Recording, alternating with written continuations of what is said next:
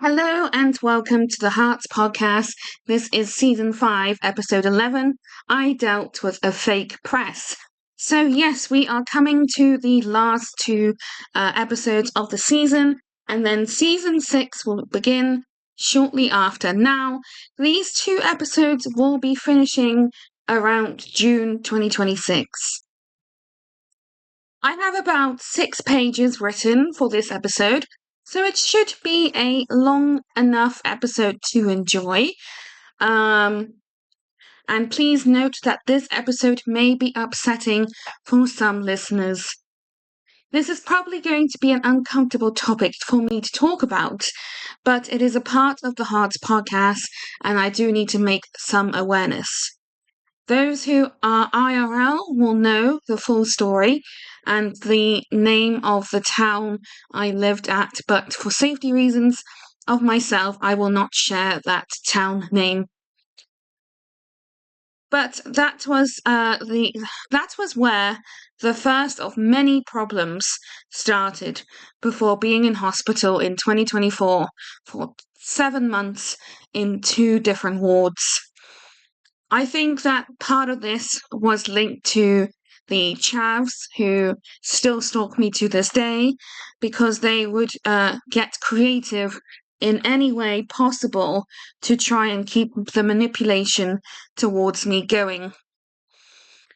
I know that this was a fake event because even though I do content creation, I am still not famous because I have nowhere near got anywhere close to verification. There is just an ambulance going past, just so you know. I don't know if you can hear it. So sorry. But yes, none of my platforms I do content on have any verification symbols yet. And even then, I still can't guarantee that I will be famous. This may have just been before the chavs revealed themselves to me in person and before I had entrapped them in one of my shopping trips.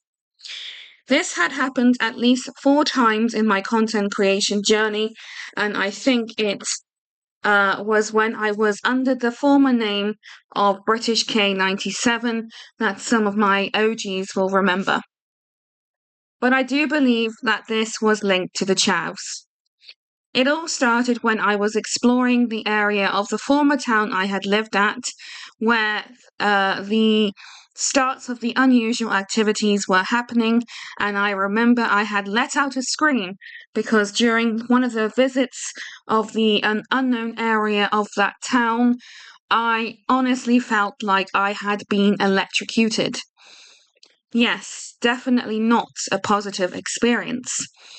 And it was so painful. But I was about to be manipulated even more. Around the same time, after I had been electrocuted, a black van pulled up close nearby to watch me, and they were pretending to be the press. I have the feeling that that was a part of the chavs and their plans of manipulation. When I had the electrocution feeling happening, I did let out a scream and said the word shit, thinking, that was a good way of expressing myself at that time because it was that painful. And the same black van had recorded that same word I said out of the electrocution moment, thinking it was funny. At this time, I was hearing voices, many overlapping voices to impersonated celebrity voices, and the voice from the chavs who said, "That's the press." I was so uncomfortable and paranoid. Why am I getting a press following me when I'm not even famous? But it doesn't stop there with him, and I was going to hear that same recording one more time. One afternoon, I decided to treat myself to some lunch or brunch, and I had a coffee as well. And this was from Greg's, one of the, I think, possible British stores. And suddenly, a random lady was also joining me on the opposite bench with her notebook, and I don't know if she was, but she started speaking on her phone in a different language. She then, with her hand, waved me off as if it was to say, carry on, and I got really uncomfortable with this and decided to leave. And I don't think she followed me as far as I'm aware, but I never saw her again. I ignored it and hoped that nothing more was about to happen. But all of these things seemed to be happening more when I was alone. I didn't say a lot of this stuff to any of the professionals that I had already been seeing at the time, because at the time I was already being labelled as delusional, and this was before I got admitted to hospital. One of my regular Tesco trips on the way, because I am a dedicated customer, there were people who would take out their phone and pretend to get a selfie with me or try and get videos of me pretending to be fans. I would often visit new areas of the town, and strange things would also follow me. I could definitely see where the chavs may have been located in that town. And sometimes revisiting places where you were affected most, or are being affected, is needed to re-jog your memory, and maybe you learn more things and things become a bit more clearer to you. I could definitely see the area where I was electrocuted and relived the pain. I think around then I visited the Travel Lodge Hotel, which was just about to open for the day, and I asked the manager if I could just sit in that waiting room as I was a potential guest. The manager kindly allowed it, but unfortunately I had to book the hotel to have a room as there were no rooms available there and then.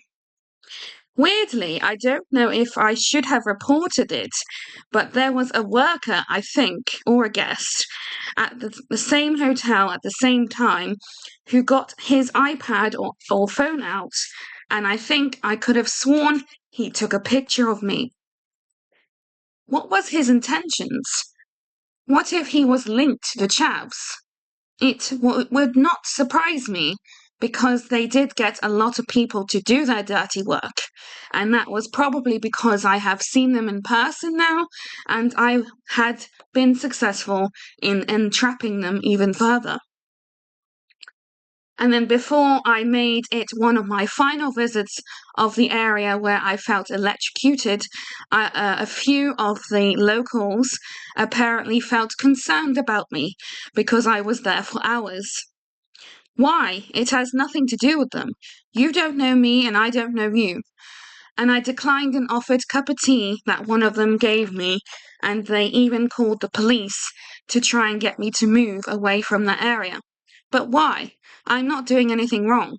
I thanked the police for their concerns and told them I was exploring my area in the town I live in. Because I'm not going to give them the full story, otherwise they will show concerns even more. To be honest with you, I think those people just wanted to complain, really. And they had nothing better to do with their time. I did have one more support visit to the area with my new support at the time to show them the area and why it was an area of interest, and then eventually they said to me to not visit it anymore because of potential dangers, and I think I did listen to them. So that was very good safeguarding. But even then, when I was with the professional at the time, in their car, at the beginning of that car park, where we were parked at, I saw two teenagers who just stood opposite each other strangely, as if they were waiting for something. But they weren't, it didn't look like they were waiting to be picked up at all, or anything like that. I think that was linked to the chavs, and I think they were working for them, because they did leave during my last visit then. And I do believe they might have listened to my conversation somehow. And then one of the nights I was alone at home, the same shit voice I heard again, that recording that I heard during the events of the electrocution, was nearby, and it was very clear that that black van was following me and had somehow found out where I lived at the time.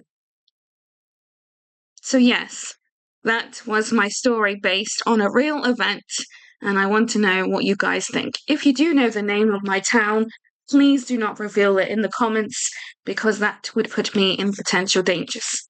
Thank you so much.